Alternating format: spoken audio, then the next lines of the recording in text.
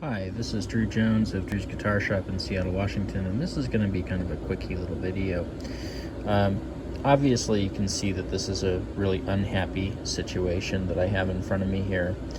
What's going on is that this was a graphite nut that was placed into this base at some point. It's an old PV Patriot. I'm not sure if this was a stock nut or if it was one that was put in after the guitar was shipped out, but what's going on here is that this is what I call an overglued nut.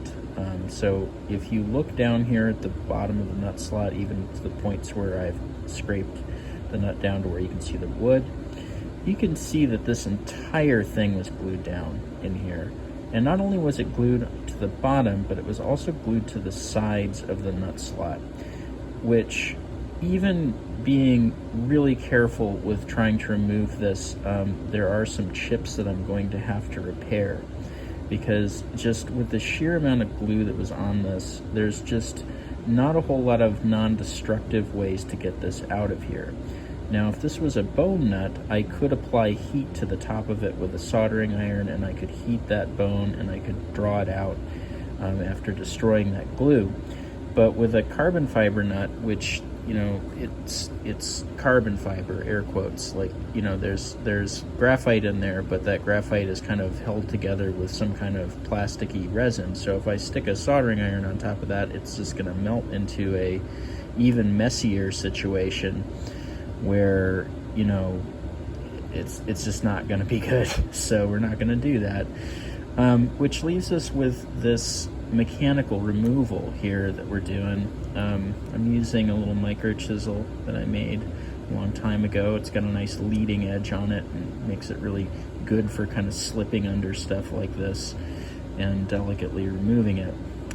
But man, the going on this is very slow, and it's a lot slower than it should be.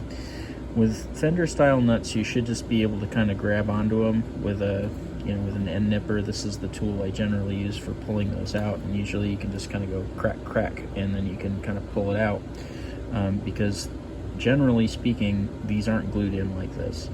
The appropriate amount of glue to use when, you know, gluing in a nut is like 2 little toothpick drops of super glue or whatever glue you choose. But seriously, like, less is more in this case.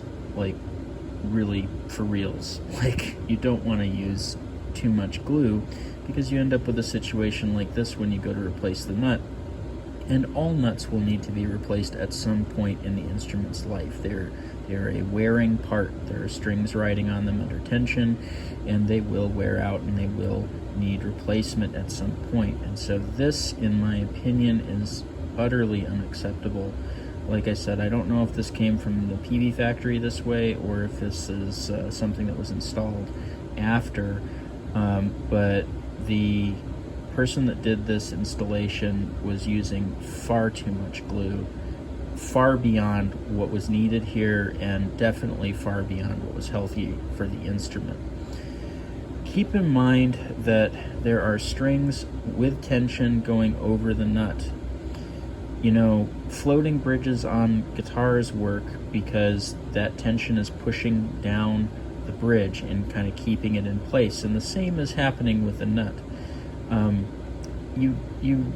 You could just hold the nut in with string tension. You know, it's not unheard of for, you know, some makers to actually do that. I mean, it's better, in my opinion, to put glue down just so that it isn't free to kind of slide back and forth.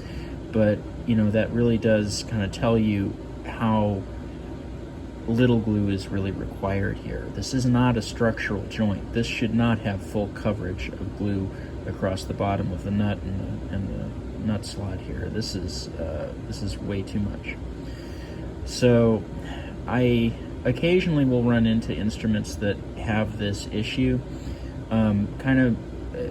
One of the more common ones is when somebody brings in a vintage Yamaha guitar. Those instruments had a nut that was glued in, I believe, by taking a kind of celluloid nut or whatever plastic they were using and painting the back of it with acetone and then sticking it on there. And so that served kind of the same function as whatever happened here, in that there's, you know, full contact, you know, all the way across on every surface of the nut. with glue, essentially, because the plastic melts and then it rehardens and basically acts like glue. And, you know, in each of those cases, I have to go in and I have to score the finish along it. I have to even score kind of down into the wood fibers, because I know that when I remove that nut, it's going to take some fibers with it, and there's just no way around it. Again, if it's bone, I can heat it, and heating it will destroy the glue joint, and then I can go and pull it. But when it comes to these plastic nuts and these alternative materials like this carbon fiber or this graphite, it doesn't work, because it's going to melt the material, and, like, you know, again, it's going to be really messy, and you don't do that. So in this case, what I'm going to have to do is I'm just going to have to patiently work out what I can with this chisel, and then I'm going to have to take a nut file in and completely reshape this nut slot, and then go in and repair these little chips that have happened. And let me tell you, I'm not happy about it, because this is going to be very time consuming, and I was hoping for a quick job here at the end of the day, and that's not what I'm getting out of this, and it's because of this improperly installed nut. Anyway, I just figured I would put this information out there just in case anybody was planning on putting a nut on their guitar, or, you know, running into some similar issues where a nut is proving difficult to remove. It may be something like this that you're dealing with, and you should proceed with caution. Anyway, this has been Drew Jones of Drew's Guitar Shop in Seattle, Washington. If you like this video, hit the like, subscribe button, link it around to friends.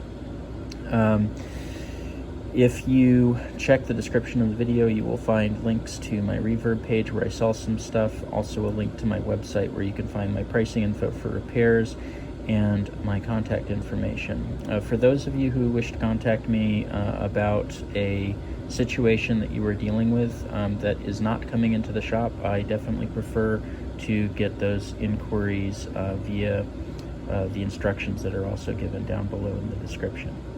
This has been Drew Jones of Drew's Guitar Shop in Seattle, Washington. Thank you for watching.